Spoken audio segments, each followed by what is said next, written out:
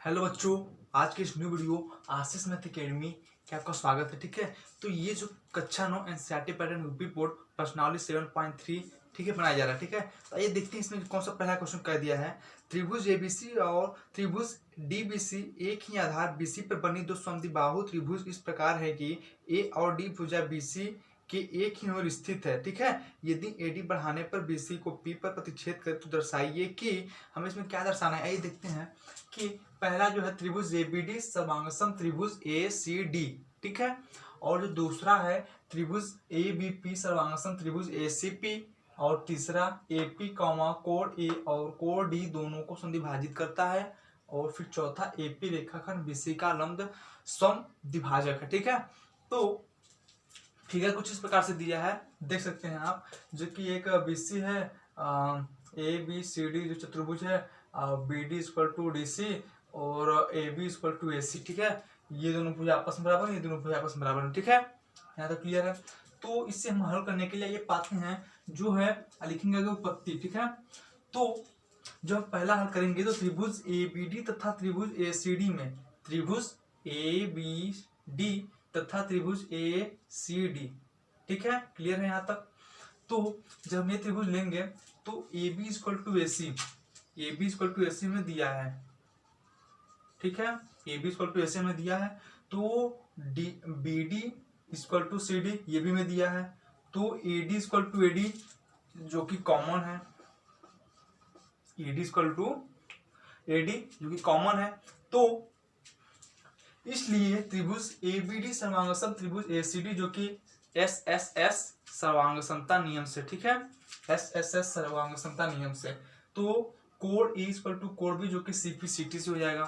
Clear है, तो हमें यही सिद्ध करना था, कोण ए इक्वल टू कोण बी। ठीक है, क्लियर है। अब आते हैं दूसरा जो है त्रिभुज ए बी पी सर्वांगसम त्रिभुज ए सी पी। ठीक है, तो यहाँ देखते हैं त्रिभुज ए बी पी तथा त्रिभुज ए सी पी में, ठीक है, ए बी पी यहाँ पे ए लेते बी और पी, और ए सी पी में, ठीक है, तो यहाँ देखते हैं A B equal to A C, ठीक है, तो कोण ए इक्वल टू कोण B, A P equal to A P, ठीक है, जो कि कोण ए इक्वल टू कोण बी जो कि मैंने उपरोक्त लाइन में या फिर पहले क्वेश्चन में सिद्ध कर चुका है। ठीक है, ए कोण ए इक्वल टू कोण बी, क्लियर है। तो A P equal to A B, इसलिए त्रिभुज ए बी पी सर्वांगसम त्रिभुज ए सी पी जो कि साइड एस ए एस सर्वांगसमता नियम से, क्लियर है। उसी प्रकार ये देखते हैं तीसरा जो है ए पी कामा कोण ए और कोण डी दोनों को समद्विभाजित करता है। ठीक है, तो कोण ए इक्वल टू कोण बी, तो ए पी कामा कोण ए को समद्विभाजित करती है, कोण ए इक्वल टू कोण बी। कहाँ से लिखेंगे, क्योंकि मैंने उपरोक्त में से सिद्ध कर चुका है। क्लियर है, यहाँ पे कोण ए इक्वल टू कोण बी हमने सिद्ध कर चुका है, तो कोण ए इक्वल टू कोण बी लिखेंगे, तो ए पी कोमा कोण ए को समद्विभाजित करती है, तो त्रिभुज कोण A D B equal to कोण ए डी सी में। ठीक है, चूंकि त्रिभुज ए बी डी सर्वांगसम त्रिभुज ए सी डी, क्लियर है यहाँ तक। फिर equal to A D B 180 अंश माइनस कोण ए डी बी, ठीक है, ए डी बी जो है 180 माइनस ए डी बी होगा, इक्वल टू कोण ए डी सी जो है 180 अंश माइनस कोण ए डी सी होगा। यहाँ क्लियर है। अब आते हैं आगे जो है, तो यहाँ पे जो लिखेंगे हम कोण B D P equal to कोण सी डी पी जो कि हमें रैखिक युग्म से ज्ञात होगा, रैखिक युग्म से, क्लियर है। उसके आगे देखते हैं तो ए पी कामा कोण डी को समद्विभाजित करती है। ठीक है, तो जो हमारा तीसरा था कि कोण पी कामा कोण ई और कोण डी दोनों को समद्विभाजित करती है, तो हाँ मैंने यहाँ पे सिद्ध कर दिया, करती हैं। ठीक है, उससे प्रकार चौथा जो है BP equal to C D जो कि चूंकि एक त्रिभुज ए बी पी सर्वांगसम त्रिभुज ए सी पी, ठीक है, तो कोण सी इक्वल टू कोण डी जिससे हम समीकरण नंबर 1 मानेंगे। ठीक है, समीकरण 1 मान लेंगे, तो कोण सी प्लस कोण डी इक्वल टू 180 अंश जो कि रैखिक युग्म से होगा। उसी प्रकार इसलिए कोण सी प्लस कोण सी इक्वल टू 180 अंश जो कि कोण सी इक्वल टू 90 अंश, कोण सी इक्वल टू 90 अंश हम इसे समीकरण नंबर 1 से लिखेंगे। यहाँ तो क्लियर है। तो कोण सी इक्वल टू कोण डी इक्वल टू 90 अंश, अतः हम कह सकते हैं कि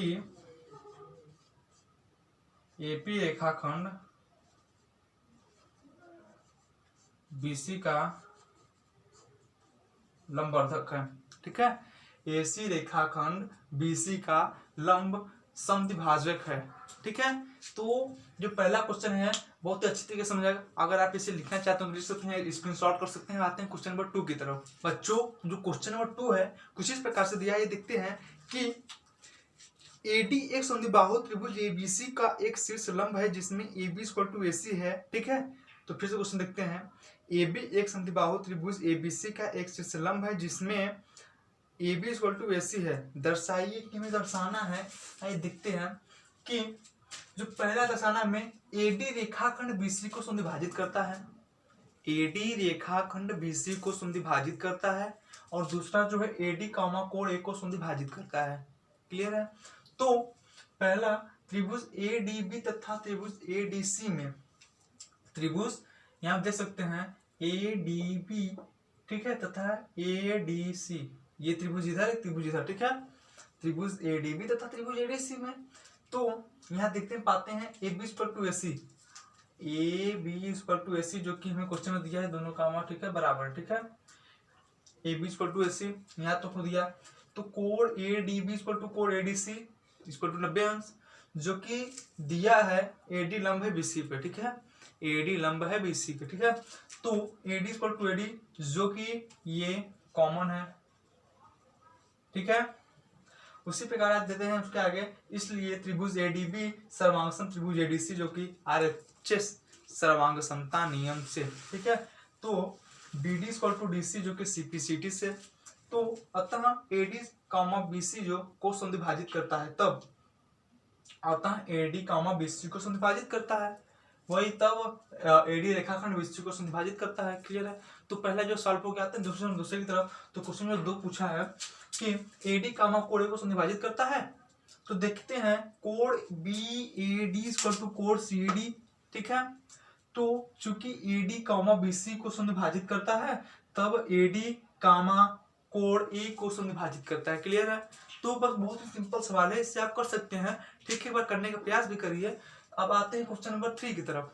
हाँ तो बच्चों देखते हैं जो क्वेश्चन नंबर 3 है कुछ इस प्रकार से दिया है। आइए पढ़ते हैं कि दिए गए चित्र में एक त्रिभुज ABC की दो भुजाएं AB और BC तथा माध्यिका AM क्रमशः एक दूसरे त्रिभुज की भुजाएं PQ और QR तथा माध्यिका PN के बराबर है। ठीक है, दर्शाइए कि पहला त्रिभुज ABM सर्वांगसम त्रिभुज PQN, ठीक है, और दूसरा जो है त्रिभुज ABC सर्वांगसम त्रिभुज PQR। ठीक है, तो इसे हम हल करने के लिए हम जानते हैं कि माध्यिका विपरीत भुजा को समद्विभाजित करती है। इस गुण का प्रयोग करके दिए हुए भाग को दर्शाइए सर्वांगसमता नियम SSS तथा SAS द्वारा।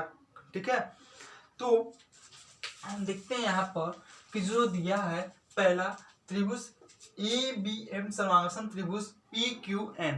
क्लियर है, और दूसरा जो दिया है त्रिभुज ABC सर्वांगसम त्रिभुज PQR, दोनों का अलग अलग चित्र दिया। ठीक है, तो पहला चित्र जो दिया है ABC और M और दूसरा PQR और M। ठीक है, ये भुजा बराबर है, ये भुजा इसके भुजा के बराबर है और ये भुजा इस भुजा के बराबर है। क्लियर है, आलू समझ सकते हैं।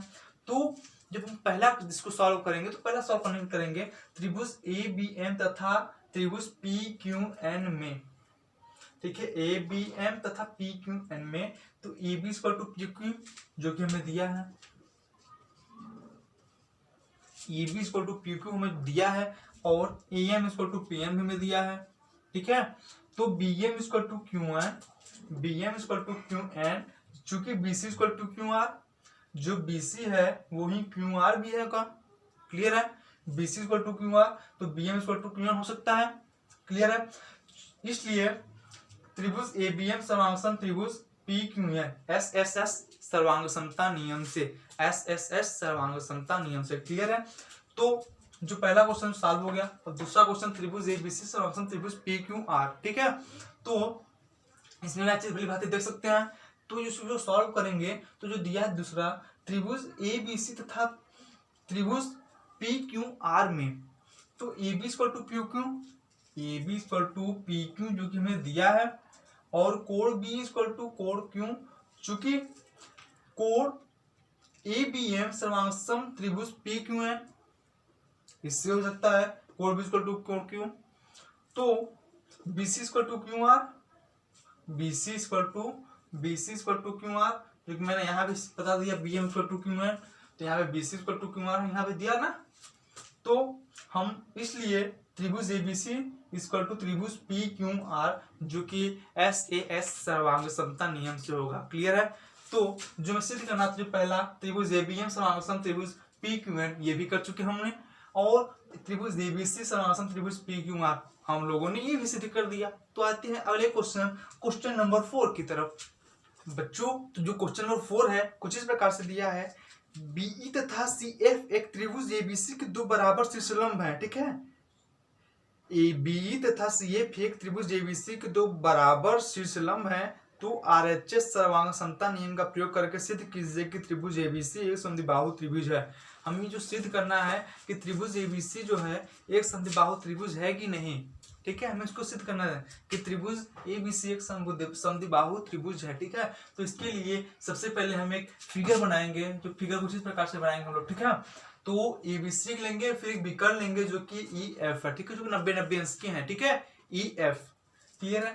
तो इसे हल करेंगे तो त्रिभुज BEC तथा त्रिभुज CFB में त्रिभुज BEC आप देख सकते हैं, त्रिभुज BEC एक त्रिभुज हो जाएगा और एक त्रिभुज ये हो जाएगा, ये एक त्रिभुज ये दूसरा त्रिभुज। ठीक है, क्लियर है? तो कोण BEC इक्वल टू कोण CEB इक्वल टू 90 अंश जो कि दिया है, समझ है? कोण BEC इक्वल टू कोण CFB जो कि 90 अंश दिया है, BC equal to BC, BC equal to BC जो कि कॉमन है, उभयनिष्ठ है, और BE इक्वल टू CF ये भी हमें दिया है क्वेश्चन में, BE इक्वल टू CF जो कि दिया है। तो इसलिए त्रिभुज BEC सर्वांगसम त्रिभुज CFB जो कि RHS सर्वांग समता नियम से, RHS सर्वांग समता नियम से। क्लियर है? तो इसलिए EC इक्वल टू FB जो कि CPCT नियम से, इसे हम समीकरण नंबर फर्स्ट मान लेंगे, समीकरण नंबर फर्स्ट। ठीक है, तो त्रिभुज AEB तथा त्रिभुज AFC में जब हम करेंगे तो कोण A इक्वल टू कोण A जो कि उभयनिष्ठ है, उभयनिष्ठ या इसको कॉमन भी कर सकते हैं, कॉमन है। ठीक है, तो कोण AEB इक्वल टू कोण AFC इक्वल टू 90 डिग्री, तो EB इक्वल टू FC जो कि दिया है, इसलिए त्रिभुज AEB सर्वांगसम त्रिभुज AFC AAS सर्वांग समता नियम से। ठीक है, तो AE इक्वल टू AF जो कि CPCT से, इसे समीकरण नंबर हम सेकेंड मान लेंगे जो CPCT नियम से। ठीक है, समीकरण नंबर सेकेंड। ठीक है, तो समीकरण 1 और 2 को हम जोड़ने पर, समीकरण 1 और 2 को जोड़ने पर तो जो हमें प्राप्त होगा EC plus AE equal to FB plus AE। हम समीकरण नंबर 1 जो यहाँ पे ज्ञात हुआ, ठीक है, ये और समीकरण नंबर 2, इन दोनों को हम जोड़ेंगे तो EC plus AE equal to FB plus AE। ठीक है, इतना ज्ञात हुआ, तो AC इक्वल टू AB। ठीक है, इतना क्लियर है? तो यहाँ पे हम कह सकते हैं अतः त्रिभुज ABC एक समद्विबाहु त्रिभुज है। क्लियर है? त्रिभुज ABC एक समद्विबाहु त्रिभुज है। इसे आप नोट कर सकते हैं अच्छे तरीके से। अगर आप इसे इसी तरीके से अगर लिखेंगे एग्जाम में तो आपको फुल मार्क्स मिलेगा। ठीक है, तो आते हैं क्वेश्चन नंबर 5 की तरफ। बच्चों, तो जो क्वेश्चन नंबर 5 है कुछ इस प्रकार से दिया है जो कि एक एक्सरसाइज 7.3 का लास्ट क्वेश्चन है। ठीक है, तो चलिए देखते हैं कि ABC एक समद्विबाहु त्रिभुज है जिसमें AB इक्वल टू AC है, AP लंब है BC पर, खींचकर दर्शाइए कि कोण B इक्वल टू कोण C है।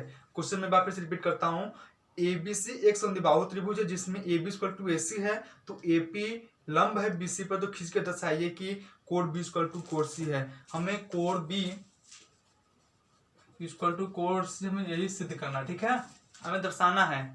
तो हम एक त्रिभुज ABP तथा ACP में हम एक त्रिभुज बनाएंगे जो कि एक ABC और एक P जो इस पर लंबवर्धक है। ठीक है, तो AB इक्वल टू AC, यहाँ पे हम AB equal to AC, AB और AC जो कि हमें दिया है, दोनों बराबर होंगे AB इक्वल टू AC। तो इसमें AP दोनों घनिष्ठ होगा, AP इक्वल टू AP जो कि कॉमन है। ठीक है, क्लियर है? तो कोण ABP इक्वल टू कोण APC इक्वल टू 90 डिग्री, चूंकि AP लंब है BC पे। क्लियर है? यहाँ तो समझ आ गया। तो इसलिए त्रिभुज ABP सर्वांगसम त्रिभुज ACP जो कि RHS सर्वांग समता नियम से, RHS सर्वांग समता नियम से त्रिभुज ABP सर्वांगासन त्रिभुज एसीपी, यहाँ तक तो क्लियर है। तो अतः हम लिख सकते हैं code B equal to code C, जो कि सीपी-सीटी नियम से, सीपी-सीटी सर्वांगासनता नियम से क्लियर है। तो जो क्वेश्चन नंबर 5 भी है वो भी आपका कंप्लीट हो गया। प्रश्नावली 7.3 जो कि मैंने हर एक सवाल आपको समझा दिया बहुत अच्छी तरीके से। अगर आप मेरे चैनल पर नए आए हैं तो उसको प्लीज सब्सक्राइब करें, लाइक करें और दोस्तों के साथ शेयर करें, ठीक है। अब हम आपसे मिलते हैं अगली वीडियो प्रश्नावली 7.4 में।